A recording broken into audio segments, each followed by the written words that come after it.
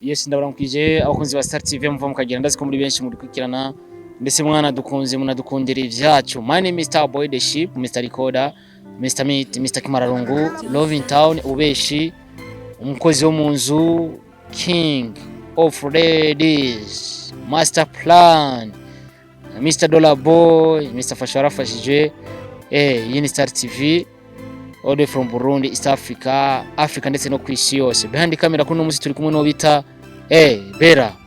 Nabazaniye mu cameraman kazi kumbure azira batamwe image zimeze neza cyane. Kora sabone kuri Star TV 1111 tugeze ko tugira twinjire mu 1112 by'aba subscribers.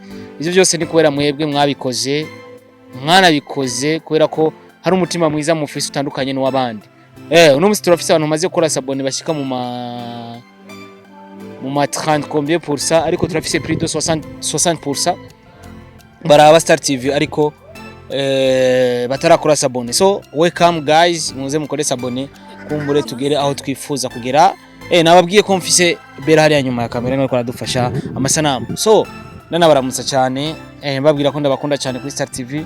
Tugirira urukundo rurenze ndetse tukanabakunda kumbure tubahata urukundo ku nguvu. Harakantu nkunze kuvuga guca jewe ntuzombwire thanks mugena gukoreye iciza, ahubwo mugena gukoreye iciza yumvire ko nawe ukwiye gukorera iciza abandi. Fatarira abantu batatu ugenda ubakorera iciza nabone ukibabwira ati namwe gene mukorera iciza abantu batatu kumbure iciza gitsindi kibi ibintu bigende fresh. Murabizi bavuga ati fasha warafashe twese turi ngakwera twafashije. So zimwe mu nkuru navuga ko zanzanye hano hari gihe mpora shaka kuyikora nkavuga ati ringe ndindire ndabe iri kwiraja no munsi n'umubabaro udasanzwe nagahinda gadasanzwe kumwe mu baririmbyi novuga yuko ariko arakora cyane.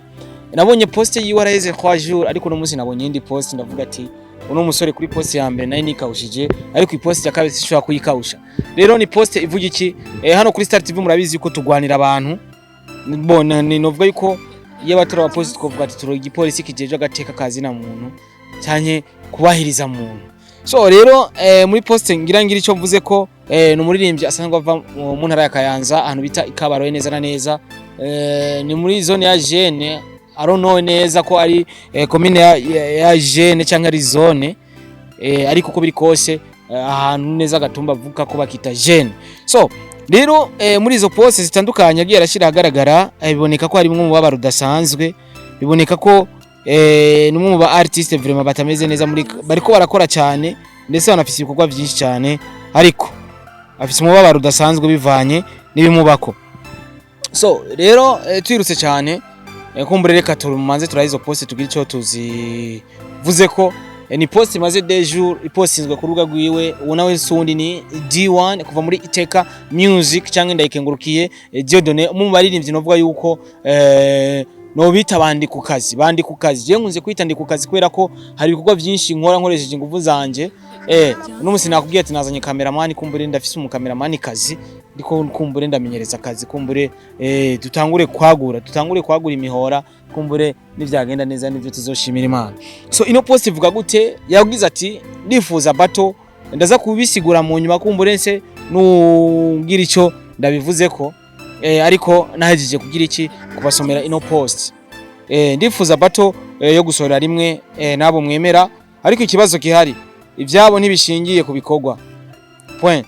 Ikindi naco nayi wacu honye n'umu artiste amenyekana ibujumbura gusa akaduserukira au niveau national international. Umuziki urimwo akamwana wa mama amacakubiri naho wigeze utera imbere tuzoguma turiroko ata mpano tuvukisha ibihe byose. Radio muikomera amashi mubikora neza, page na TV zimwe si zose mugifite akantu ntavuze muri kebuka turabibona ivyanyu tukihorera ntaco muzohomba. Rendez-vous acaragaragaza ko umunsi amasaha azoshirira ko igikorwa ciwe yagira ashire ahagaragara. So rero uti rero bimeze gute rero ino post tugaragaje kuraba irimwe umubabaro. Uno munsi iyo umuntu ariko aragenda kurima ibintu kanaka ukagenda guteragira ibigori kumbure hageze yuko wimbura ukabona mugenzi wawe umurima kumbure ukwegereye arimbuye ibigori byinshi cyane ariko wewe ufise umurima munini ya cyane uruta uwo wa mugenzi wawe uwa mugenzi wawe mutonya urimbuye ibigori vyinshi ariko ufise ikirima kinini ndetse wari wanashizemo intabire nyinshi idasanzwe ukoresheje ifaranga ryinshi cyane biranse ko wimbura. Hari igihe ubabara ukavuga ati none mana jewe vyagenze gute ko nakoresheje imitahe myinshi ariko umuntu yakoresheje imitahe mike kandi ibintu vy'ibatakarite vyari bifise ko vyabaye vyinshi kuruta ivyanje. So bisigurikire D1 ni umukozi akomeye. Neje nakubwiye ati ne ku kazi je naho mvugira nakubwiye ati yaba n'umupolisi naca niyita igipolisi kijeje agatika kazi na muntu ariko sinamubaye kandi sinzomuba. Yavuze ati ndifuza bato gusohora rimwe nabo mwemera. Mbega abo mwemera ni bande mu baririmbyi bahani wacu wewe nabahe ubona bemera cyane canke wewe wemera yashatse kuvuga. Yavuze ati ndifuza kugira bato tugasorera umuziki icyarimwe nabo bantu mwemera. Abo bantu mwemera nabahe ba artiste mwemera. Abo mutemera nabo bimeze gute? Abo mwemera ntabo nzi ntabo nzi kumbure kuri bamwe ndibaza yagerageje kuvuga ati abo mwemera nifuza tugire bato dusorera umuziki icyarimwe. Mu majambo make yashatse kwiyemera avuga ati jewe muze tuvuturane turabe ikizoja kure cyane kuruta. Akimara kuvuga uko yavuze ati ikibazo gihari ivyabo ntibishingiye ku bikorwa. Ivyabo bantu mwemera ntibishingiye ku bikorwa. Arono mbega ivyo vyabo mwemera bishingiye kuki? Ni giki bishingiye ko ivyo bintu mwemera cyangwa abo artiste mwemera bitandukanye nuko mu mwemera D1. Ariko kandi ahantu hose tujya turazi ko D1 bavuga ko ari umukozi ari umuririmbyi mwiza ndetse anasohora indirimbo nziza ndetse afise na playlist nyinshi igizwe n'indirimbo nyinshi cyane ku buryo agiye kuri stage ashobora kuririmba amasaha menshi cyane ariko araririmba ndetse indirimbo akaririmbana n'abafanzi biwe. Ntibishingiye ku bikorwa. Bisigura ko abo mwemera ntago bishingiye ku bikorwa ngo nuko bamuruta ibikorwa. Bisigura ko yashatse kuvuga ati ibikorwa byanje ni vyinshi ndetse biranakaze kuruta abo mwemera. Ikindi naco naho iwacu honyene umu artiste amenyekana i Bujumbura yashatse kuvuga ko umu artiste amenyekana i Bujumbura gusa kuduseruka yo niveau hasi ntahuye neza. Ariko yavuze ati umuziki wacu urimo ka mwana wa mama amacakubiri. Umuziki wacu urimo ka mwana wa mama je twama twabibonye. Ariko je nanje nama nibaza mbega ayo macakubiri hagarariye kuki? Wowe dukurikirana ubona abaririmbyi ariko barashigikirwa ayo macakubiri bo barakoze nuko bamwe arabanyengozi abandi abanyagitega abandi abanyakayanza abandi abanyarumonge. Mwe mubona uwo muziki ayo macakubiri ari hehe? Ayo macakubiri yo bari mu gusohora ibikorwa vyabo cyangwa ayo macakubiri yo bari mu bindi bintu? Hari comment nigeze kubona bavuga ati D1 ati bamuhora kubera ari mugufi niyo macakubiri. Ariko kandi umuziki no ubugufi cyangwa n'uburebo ako nagaciyemo. Yavuze ati ayo macakubiri niyo atuma n'umuziki udatera imbere. Yani tuzoguma turi roko ibintu biri roko ni ibintu vyo ngaha nyene. Rokare ni ibintu vyo ngaha nyene. Ndashobora kuvuga ati kijya kintu kiri rokare ngahe Bujumbura ni kiri roko na nyene. Urumva tunapiga muziki mahiti zinaishia ni hapa. Nico gituma no muri Trash Award tujigera dutumako canke mu zindi award canke tuje au niveau international kubera kuno munsi novuga yuko mu artiste b'abarundi kugira uronka mu artiste ari international biragoye. Kidumu arashobora kuba ari international kubera ko reka ndeke ko bavuga ko mbara ruza kuvuga ati ngo kubera ko ngutavuze ubu reka tuvyihorere. Hano mu gice cy'u Burundi hariho umu artiste international. Andika muri commentaire. Kumbure iyo ni post yanditse haciye des jours ariko kandi yashize igikorwa hanze yise Afternoon. Indirimbo imeze neza cyane. Nibaza ko mwayikunze. Narabonye mu commentaire ni meza. N'ahantu yagiye arakora ama post kuri Facebook narabonye commentaire ni nziza cyane kuko tugerageje kuraba no muri D1 n'aba artiste babiri bakoranye indirimbo. Muni bavuga yuko wandoze bareke ni indirimbo imaze gushikana views ibihumbi amajana. Ni mu artiste atanu yaramuzi wo bakoranye. Urumva acakorana ni witwa Flashnam zindirimbo nayo nigeze kure. Ni featuring yagiye aratanga ku artiste batazwi ariko kuno munsi baronse ama views ku mbuga zabo batari bwaronki kuva bakora umuziki. Bisigura ko D1 aravomera mu kivomera kitatobotse mu yandi majambo.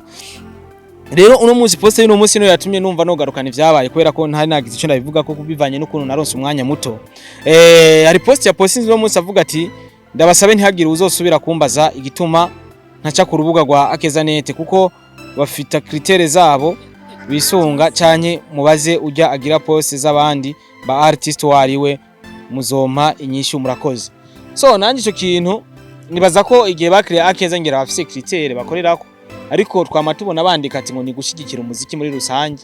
Umu artist wari we wese ariko arakora vyiza, ntituzi yuko bavyanditse mu nyandiko, ariko mu kubiregirariza canke mu kubikora baci babihindura babishira babikora mu nyandiko babishira mu kuvuga. Twama twabonye bandika ati nuko bimeze aba artist turabashigikira. Ubwo turamaze kubona muri Akeza bapostinga abantu bakoze, abantu babiyandikiye izina, ariko kandi umuntu akibaza ati kubera iki batamupostinga D1, kubera iki badapostinga ibikorwa vyiwe. kuko ikintu maze kubona kuri Akeza hari aba artist basohoye imiziki barayishirako kuri Akeza.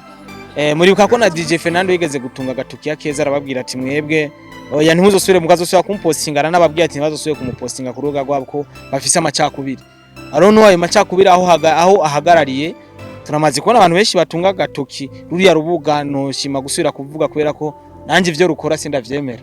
Ivyo rukora sindavyemera, murambona bimwe vy'amanyanga kugira uce ku mbuga zabo nibiba vyoroshe, ariko kandi ntitubajije tuje ngaho tujije ntituzire critère bakwirikiza kugira bapostinga umuntu. Kumbure hari n'igihe usanga bareka kudupostinga hari impamvu, kumbure tutambara amapataro twambara amajipo cyangwa twambara amakabutura tutambara amapataro, ugasanga hariho critère tudakwije. Muratubwira rero abo ngaho mukuru urwo rubuga mudapostinga umuhungu wo mu Kayanza afise impano idasanzwe ndetse ariko arakora cyane. Muratubwira impamvu kubera ko ugerageje kurana imwe navuga ati abafana ba D1 bamwe barafise ubwenge cyane, baragiye barakurikirana ibikorwa aha babipostinga, baravuga ati runo rubuga ntigwigera rupostinga D1, baravuga ati mbega ni kubera iki badapostinga ibikorwa vyiwe. Ari byo D1 yaciye avuga ati murambarize, yavuze ati nimusubire kubimbaza, ariko kandi nta kintu kibabaje kureka gupostinga umuntu ariko ibikorwa vyiwe bikagera kure. Mbega habuze iki kugira D1 ashobore kubona amasho, habuze iki kugira ashobore guperforminga mu masho atandukanye.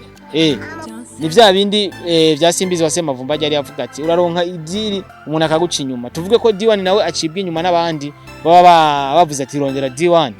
Byo byose birashoboka peut-être, ariko twemeranye ugenda urabe playlist ya D1. Simvuze ko D1 ari wasora wenyine, ariko nuko ndiko ndamuvuga ko kuri no munsi hari abaririmbyi benshi bariko barakora mu gice cy'u Burundi kandi beza cyane kandi bashoboye. Ariko kandi nimwaguma mukoresha vyabe yegisafuri kumuyiteka mwirasazi kanatoboka, hazogera aho uja gukoresha yindi usanga igutekeye irazigize. Zikoreshe zose kugira zimenyere. Uno musera abantu bavuga ati kweri D1 atarafata rutemikirere, basi aje no ngaho Dubai performingira abantu 3 canke 4 nkuko abantu bakunze kubivuga. Agenda afate rutemikirere. Tumaze kubona afata rutemikirere aja Kenya, Tanzania, yaragiye no mu Rwanda no muri Uganda, ariko nuko abajanywe n'amavideo cyangwa amafeaturing menshi tandukanye. Umwe mu baririmbyi bafise ibikorwa vyiwe bimeze neza, ugiye ku mbuga ziwe bafise indirimbo zikunzwe. Indirimbo Ndumurundi ni indirimbo isi yose aba diaspora b'abarundi bakoresha mu gukora ama challenge kuri TikTok. Indirimbo Miss kubera iki batigera bayivuza muri Miss Burundi. Ibaze ni indirimbo yarasohoye ivuga Miss Burundi, amateka ya Miss Burundi, aragerageza kuvuga igihugu cyacu neza, ariko nta munsi numwe barayiplayinga muri Miss Burundi. Ni kubera iki? Tureke rero ubujyajya dukunda ivy'iwacu. Yarasohoye indirimbo Miss Burundi, ni indirimbo nta rukuruto na rumwe mwamuhaye kugira isohore. Ni management ya Iteka Music yagize ikikora kugira ashobore gushira hanze iyo ndirimbo Miss Burundi, ariko hariya mu playinga iz'abanyamahanga. Iyo ndirimbo ya Miss niyo mwari mukwiye mwari no kumwamagara tabwo ngo dusinye contre indirimbo sizo turayivuza kubera ko ni indirimbo nziza, ni indirimbo umuntu ashobora gutambukirako hama ibintu bikagenda neza cyane. So rero nari kuvya D1, ariko n'ibindi tuzogenda turabivuga buke. Hari n'ibindi biriko biravugwa ati Harmonia Frere na Sadbi, reka navyene tugira ico bituvize ko gato. Harmonia Frere na Sadbi ati be nice bariko adacana uwaka na Harmonia Frere. Ivyo nivyo tubona ku mbuga, sivyo tumaze kubona amaso ku yandi. Imbuga zirakora zikandika ibi tukabona bijya vyanditswe, ariko ntituba tuzi mbega muri abo bantu niko bimeze canke n'inkuru yanditswe kugira umuntu ashobore gutwika. So nuko bimeze ku Nyarwanda. Hano mu Burundi turafise umuntu akorera Inyarwanda nuko mutaba mumuzi canke akorera igihe baba hari gusa ntushobora kwamenya kubera ko je ndibuka barigeze kundondera muri igihe nzenda bandikira ama post ngaha mu Burundi, ariko nabaciye inoti nyinshi baca barankwepa kubera ko nta byagusa bitera ubwenge, kandi ayo bampaye ntiyari make, nari no kuyariha n'inzu ku kwezi, ariko hariho ahantu ugeruka avuga ati nanjye mutamaye sishobora gukora kano kazi. So rero muri rusangi nivyo nariko ndavuga, tureke ka mwana wa mama umuntu ariko arakora mushigikire. Uno munsi umuntu ushobora kutamushigikira ariko umunsi Imana yamucira inzira ntuzogende umwanike kwa amenyo ngo we turagufana umfana mu biki utigeze umadiri. Dushimire n'abantu bagira ico bakoze mu guhamagara aba artiste batandukanye hanze y'igihugu, kumbure birabafasha kubera bari vyiza. Ama voyage ku mu artiste arafasha, hari vyinshi umenya uraguka mu mutwe. Natwe twafashe rutema ikirere rimwe twaragutse mu mutwe, uhorika kwaguka gute ugiye gukora show hari ahantu kure. So Imana ibahezagire rero mwese mwako muradukurikirana, mubane na Star TV, mukore abone, kumbure mukomeze gushigikira kwa bica kuri Star TV, kumbure dukomeze gutera imbere dushikaho twifuza kugera. Munshigikire cyane. Bandi kama kwa kumwe na Bella niwe ariko aradufasha mu gufata isanamu, muraza kuraba ukuntu yayifashe. Si yari sawa, mwandike muri commentaire ati ntakomereza bizocamo. Bizocamo. Thank you so much.